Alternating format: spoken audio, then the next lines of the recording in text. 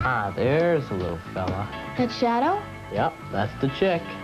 I'm looking right into the egg at the chicken? Yep, about ready to hatch, too. Oh, wow. Hey, if that shell is thin enough to see through, just don't drop it, okay? Hey, don't worry. You know how far they dropped an egg without breaking it? 600 feet. Give me a break. No, that's how tough an eggshell is. On February 8th, 1974, they dropped an egg 600 feet from a helicopter onto grass. Soft grass. Mark, how do you know things like that? I just know these. He finds them in the Guinness Book of Records. Then he turns down the corner of the page real teeny weeny so he can find it when he needs it. Right, Mark? 3, 2, 1. Contact is the secret, is the moment when everything happens. Contact is the answer, is the reason why everything happens. Contact. Let's make contact. 3, 2, 1. Contact.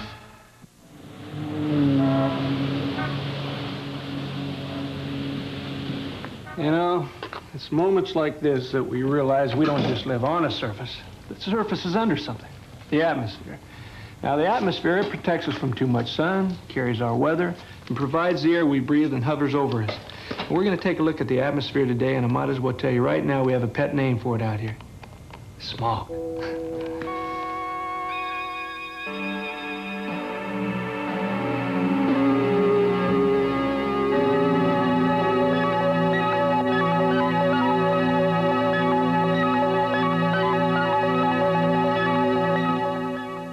You see, there's a whole little world that the chick is living in inside the egg. Now, we've got to turn over each egg once every day inside the incubator, just like the mother hen would. What are those black lines for? Well, that's so we know that we're turning over each egg. And that way, the whole surface of the egg gets the heat, and the chick breathes easy. Breathing inside the egg?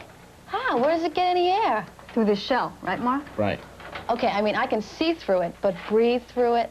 Well, look, that's because even though it looks like nothing can get through, this surface is permeable. This mouse hole is permeable to mice, but not to cats. This opening is permeable to cats, but not to large dogs.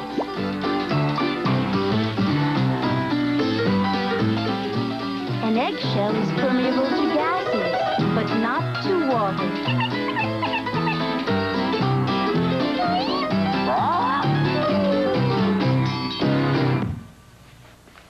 And that's the way our skin is, too.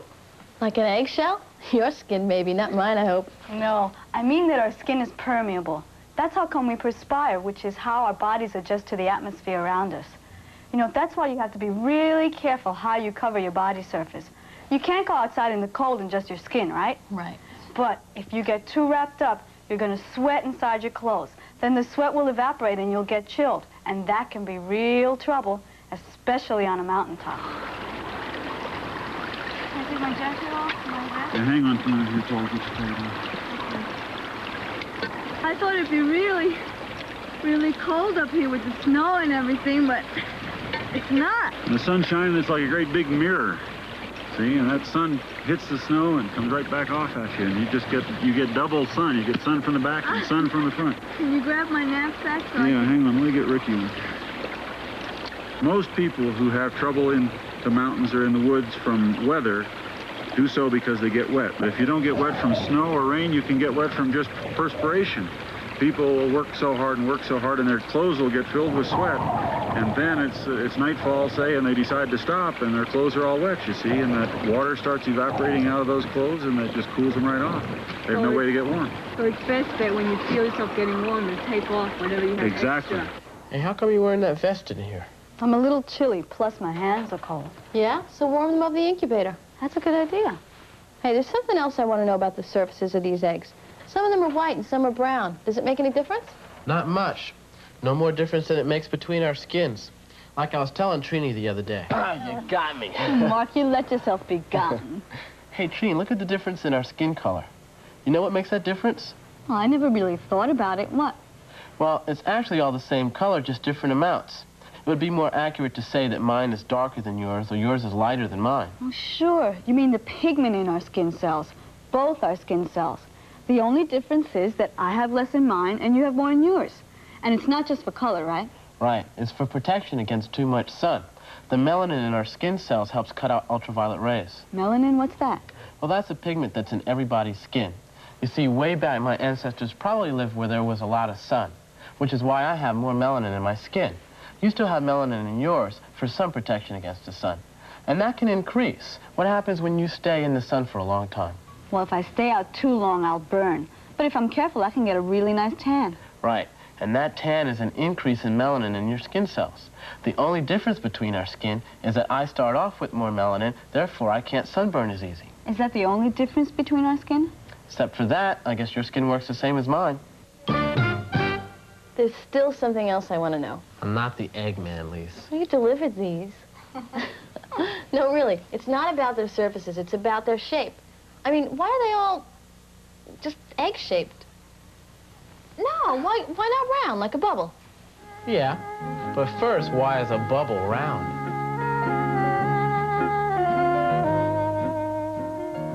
Bubbles. Bubbles.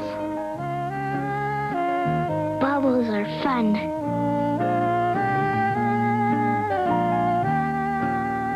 Bubbles are neat.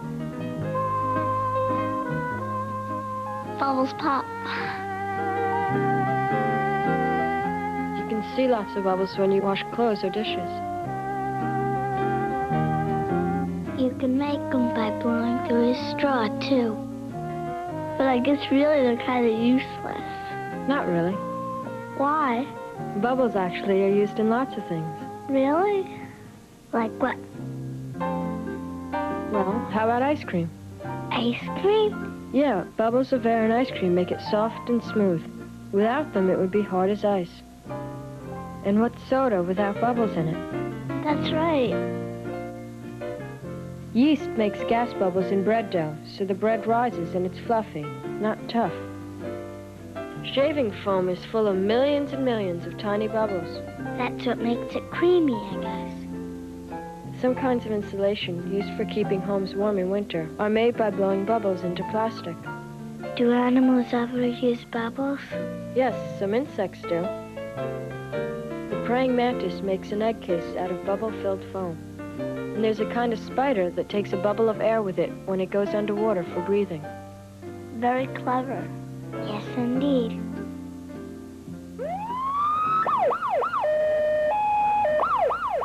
And a lot of bubbles can put out a fire.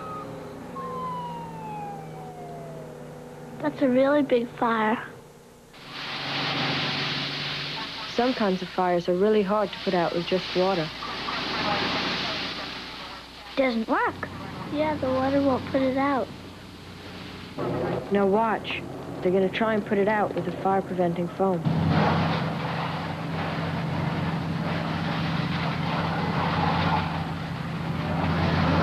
Yeah, that works. That really put it out fast. They make the foam by pumping water under pressure and mixing it with soap-like chemicals. Basically, the foam that we're using on the fires such as we have here today is a bubble substance, very similar to soap that you have in your bathtub or in your dishwashing liquid. What the foam is actually is thousands of tiny little bubbles. As you can see here, these thousands of bubbles are very effective in putting out the fires. In order to have a fire, you need to have fuel and air and heat. And what the foam does is it slides out over the surface of the fire and cuts off the fuel from the air. It forms a layer between the fuel and the air so that it suffocates it.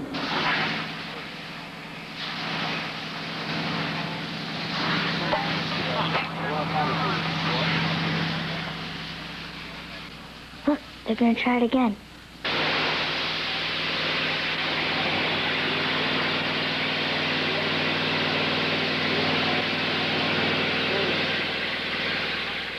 Boy, that's quick. That's neat. I guess bubbles aren't useless after all. Not hardly.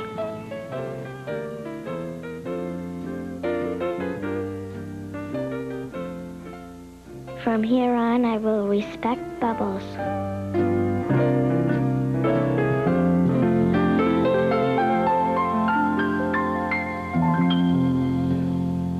You know, I still don't understand what makes a bubble round. Well, a bubble is air on the inside pushing out, surrounded by soapy water on the outside, pushing in to the smallest possible area. And that smallest possible area has to be round. A single water drop, or inflated to a perfect bubble. It stays round as long as surface tension pulling inward matches air pressure pushing outward, or until somebody pokes it and the bubble bursts. So you see, a bubble isn't ever going to make a very strong egg. Yeah, well, you can make a bubble strong if you make it out of something else besides soap.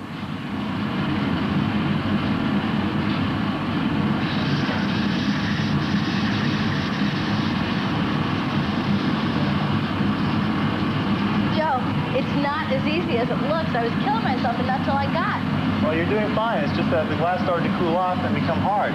Hard? It was falling off before. Well, now you can see that it's quite hard. In fact, if I hit it hard enough, it breaks. That's one of the properties of glass. When it gets cold, it's very hard. But when it's hot, not only does it look like honey, oh, wow. but it drips. That's really neat. Just like pouring honey. Yeah, it does look like honey. Now you can see this glass, when I hit it with the hammer, nothing happens, because this glass is about 2,000 degrees. And then when it gets cool, it becomes hard. That's right. This glass over here has already become very hard and easily broken. So if I were to take some glass in my house and chop it up like that, would I be able to put it in the oven? Well, your oven only goes to 500 degrees, so that the glass wouldn't melt. That's right. What is... See, the hot glass is like this honey. If you blow through the straw, you can see the bubbles. Just blow very, very gently. You can see that the bubbles form in the honey the same way that bubbles form in hot glass.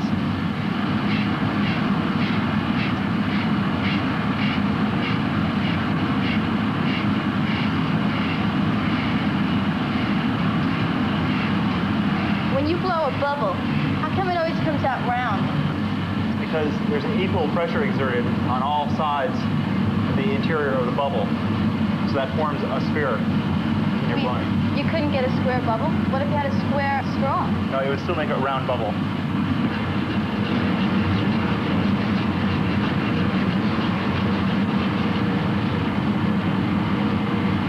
And tap it. See that it breaks off from the pipe and leaves a very jagged mark. I just have to heat up the top part of the bubble, and then you can help me open that bubble up so that we can drink out of it. Now you use those stainless steel tools again, called the jacks. Just put the fingers inside the hole and push up against the top edge of the bubble to open it up. Spread out? Just a little bit. That's it, right there. Good. Very good. That's really neat. Okay, here we go. Is this it? I mean, is it a glass now? Now, here we are, finished goblet. Wow. Okay, you want to hold that up there? So beautiful. I can't believe we made it just like that all of a sudden. It's really nice. I can't believe it.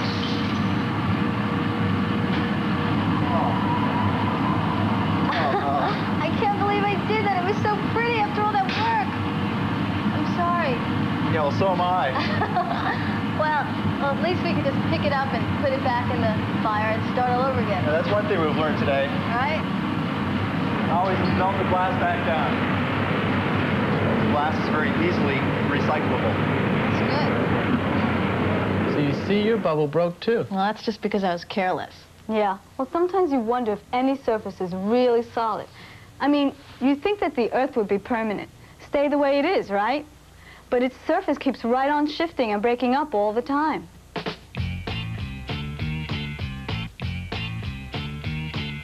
Rock, rock, rock. Rock fans, it's time for some serious rock talk. Rock, rock, rock. Dig this. The Earth is made of rocks that are always moving. In the beginning, they just wandered around. Then 200 million years ago, there was one big chunk of land covering one side of the globe. Luckily for us, it didn't stay that way.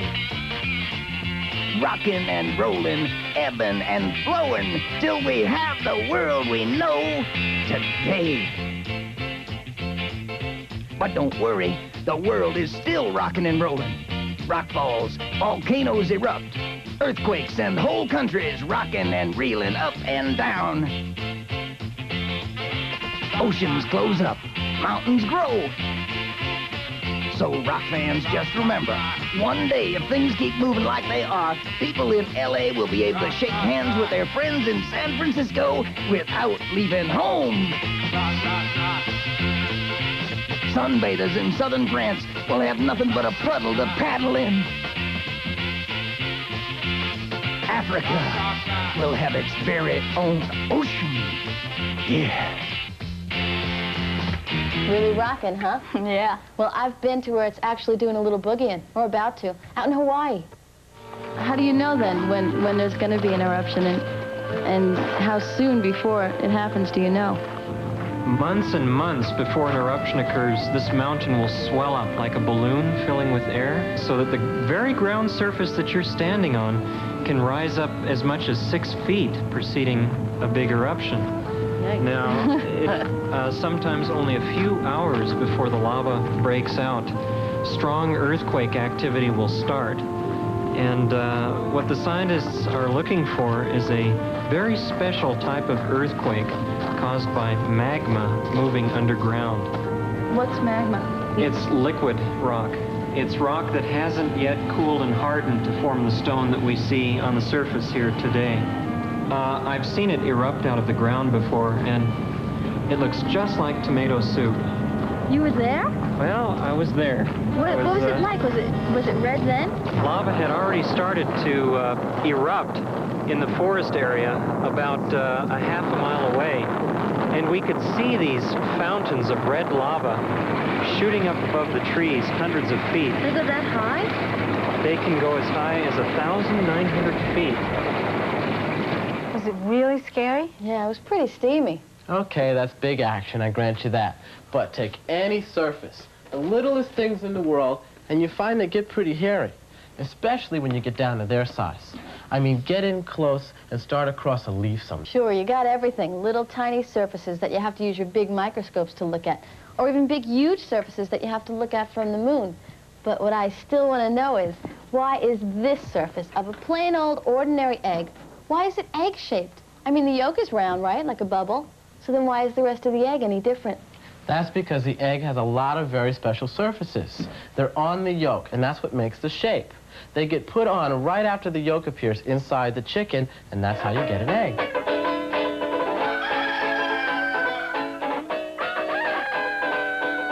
First thing that happens, inside the mother hen, a yolk is formed. And that's the future chick. He's just a tiny speck now, somewhere on the edge of the yolk. See? It's round. Agreed, it's round. But what's next to the yolk? The egg white. That's the first surface the mother hen puts over the yolk. But here's what's important. It's already egg-shaped before the shell goes on. But how come? Maybe to travel down the tube easier. Pointy end forward, blunt end behind. The shell next? Nope. Between the shell and the white, there's a membrane. Then the shell. Surfaces over surfaces, huh? The shell forms up in only a few hours, but the hen waits 22 hours, just to be sure. If it were round, it might roll away. That's another advantage to egg-shaped eggs. They don't roll away when the mother hen's turning them. Okay. How long before it hatches? 18 days.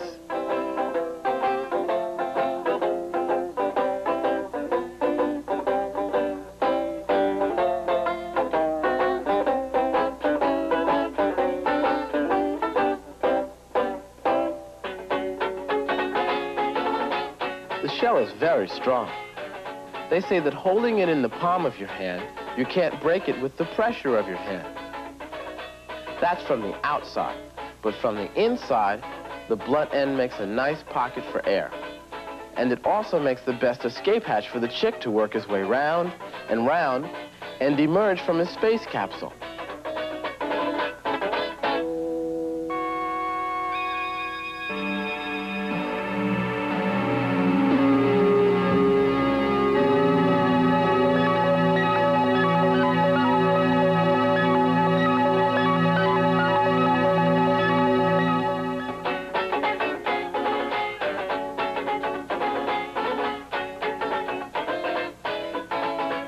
Today we've been talking about the surfaces of things, the way they're shaped, and how those shapes do their jobs.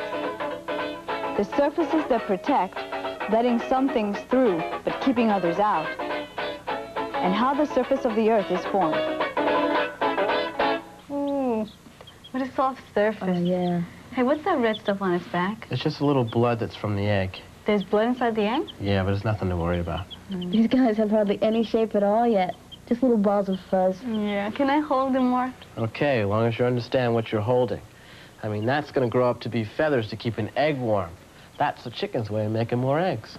Yeah, but what I really want to know is, which came first, the chicken or the egg? Whenever there's trouble, we're there on the double with a bloodhound gang. If you got the crime, we've got the time with a bloodhound gang.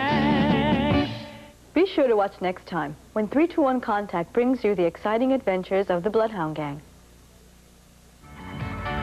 321 Contact is a production of the Children's Television Workshop.